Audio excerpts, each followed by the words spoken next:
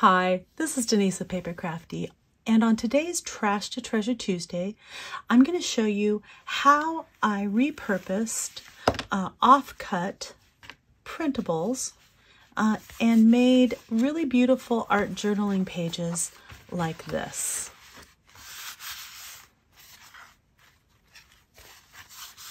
So if you're anything like me, you might have some printables that you didn't end up using in projects for various reasons. You can have printer fails. So in this instance, I tried to print borderless and it cut off some of the image.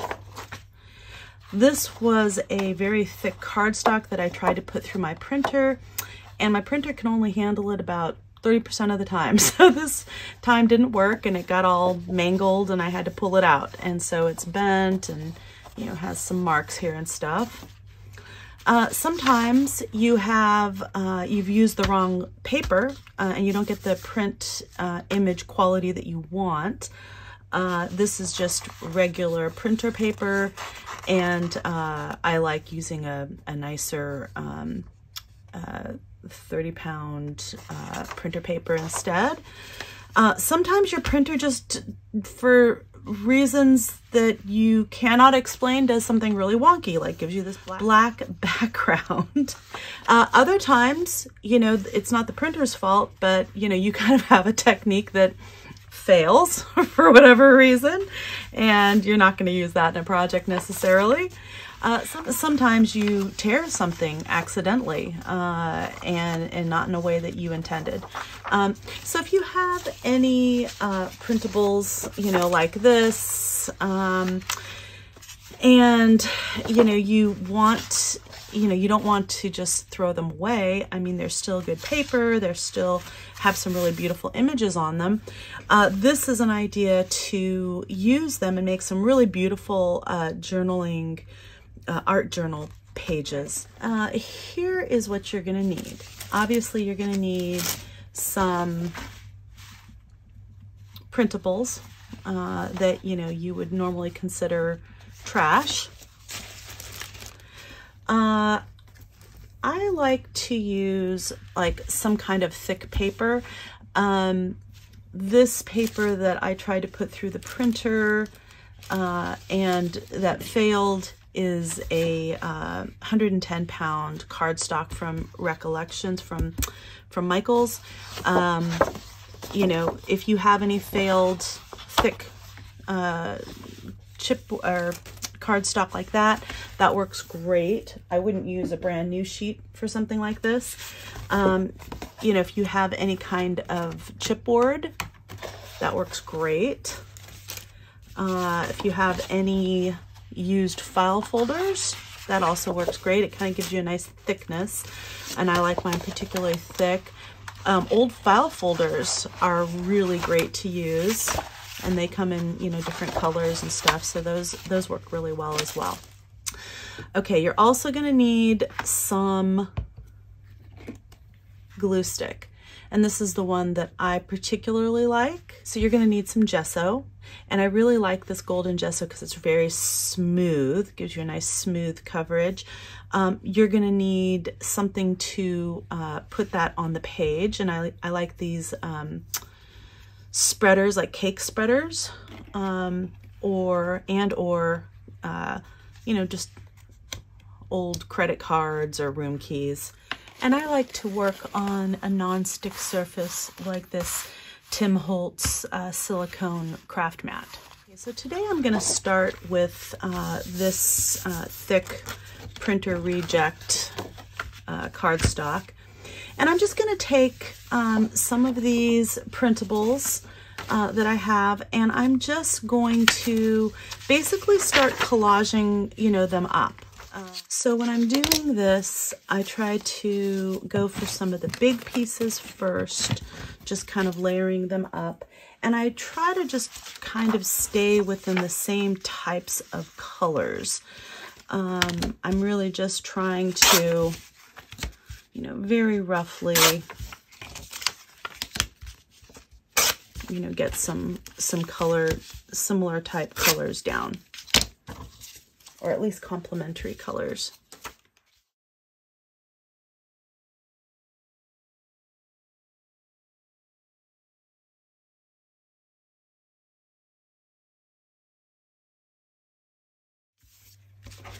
I'm not looking for any kind of perfection in this.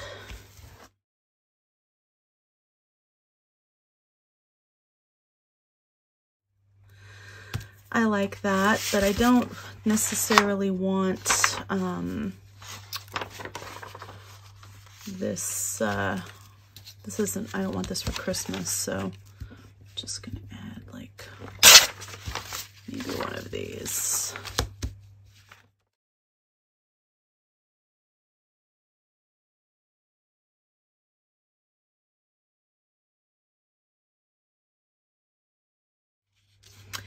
And you can tell I am not overthinking this. I'm just kind of, you know, getting things down.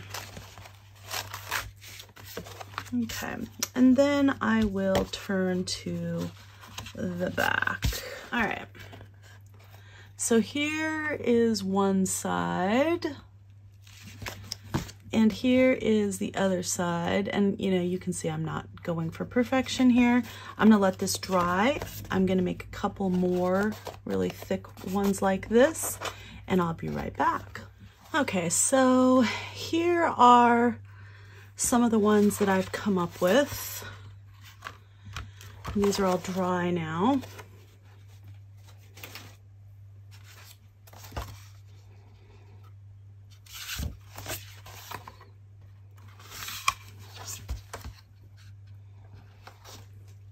And you can see some of these I just glued down simply as is, so they went pretty quickly. Just kind of depended on what I had.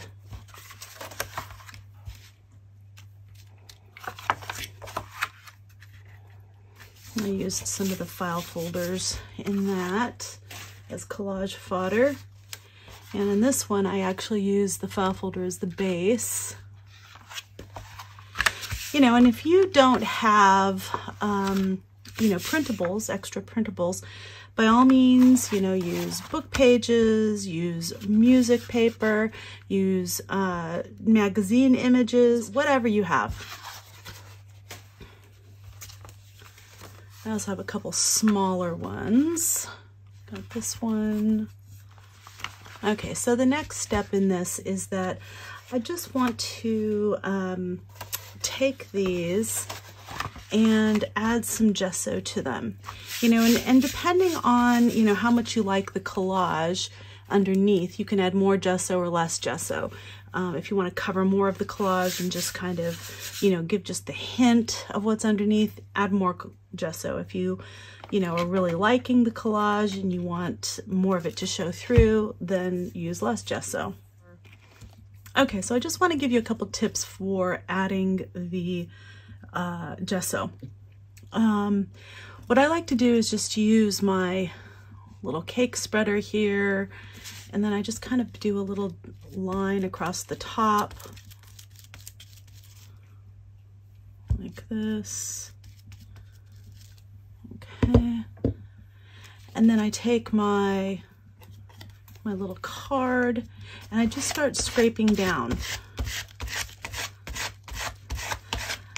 Okay, and I want to point out that I like to have a little baby wipe handy. And if you get too much in any one area, you can wipe off some of it if you do it right away with a baby wipe.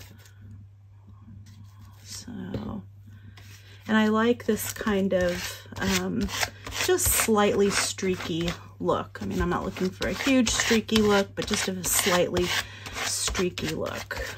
Okay, so now you see I'm covering up her face. If I get to her right away, I can kind of, you know, take off some of that so that you get just a very light layer over her face, which is, you know, what we want. I need a little bit more in here because there's not much there. Then I'll just come back in again and just go over this. There we go. Okay. And I don't want like big globs of it to be sitting for very long because it dries really, really quickly. I just turn it. I basically go from all the angles, and depending on how much collaging you've done, like how many smaller pieces of paper that you've put together, is going to depend, you know, it's going to influence, you know, how smoothly this can go on and how many, you know, times you have to turn it and go from different angles. But yeah, I mean, I just basically go from all 4 angles and then just scrape down.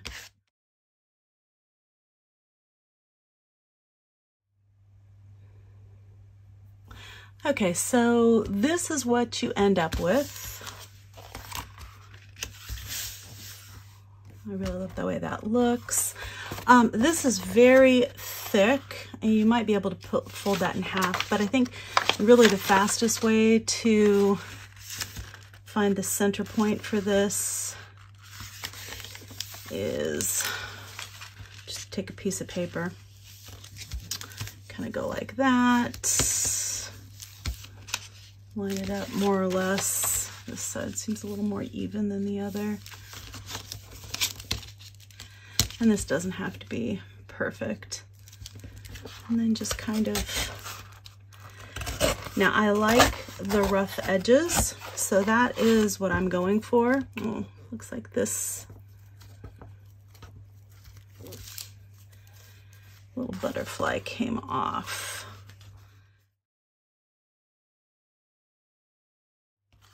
Okay, and you can leave those like that if you want, but I'm gonna just tear kind of the top and the bottom slightly just to get like a little bit of a uneven edge, and not a ton, just kind of, if it starts getting hard one way, I'll go the other way.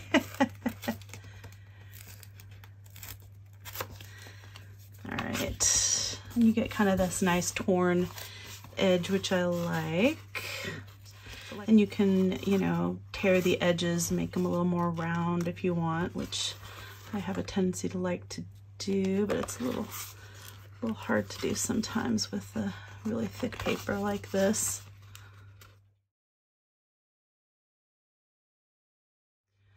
And I'm not worried about them being even at all.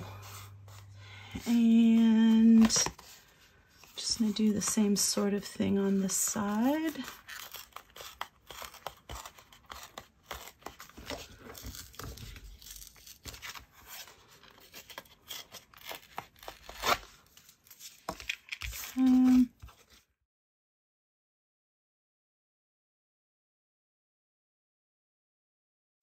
Okay, I like that. And this is the torn edge. So I'm just gonna kind of round these slightly just so I can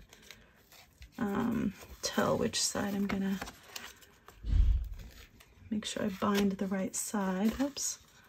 You can always use the needle nose pliers if you need to, if your grip is not quite as good. There we go. And kind of push it in. There we go, I like that. And then I'm gonna just get a strip of fabric like this. And I'm just going to, you know, more or less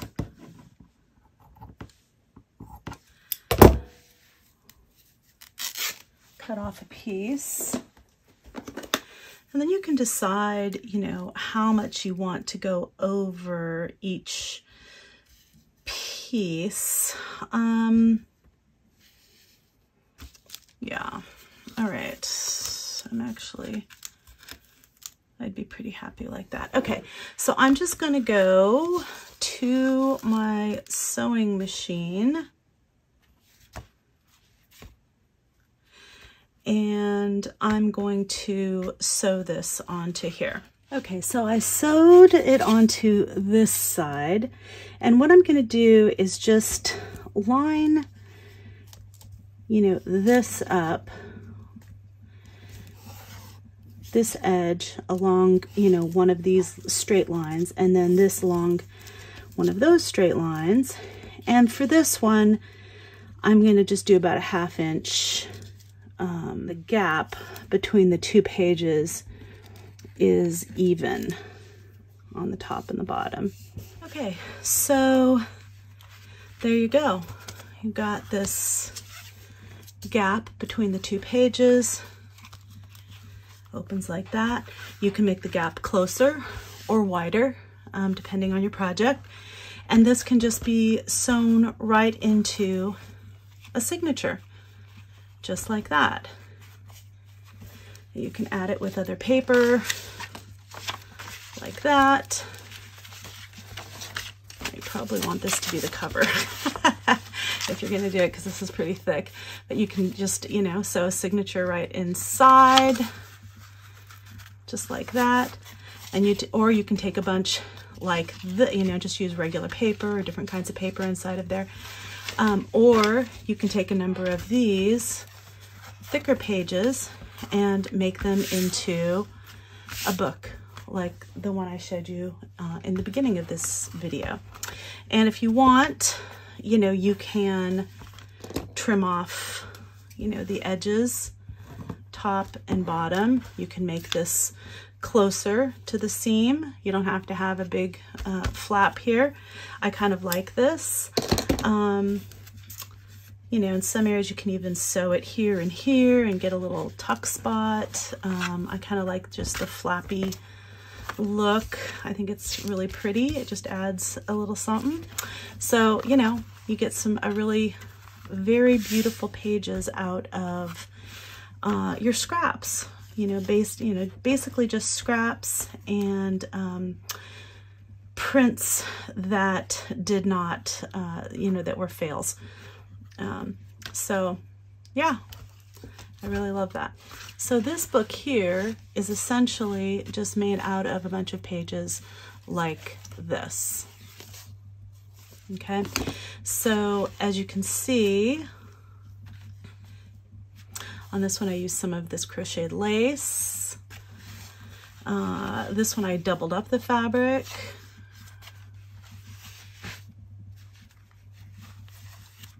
I used this fabric on this one. I cut a little closer.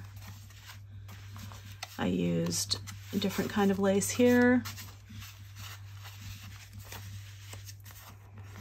I used this really thin fabric along with some darker muslin fabric. And there's the center signature. You can see the gap on that one is probably just a little more than a 1/4 inch. Yeah, it's just slightly more than a 1/4 inch on that one.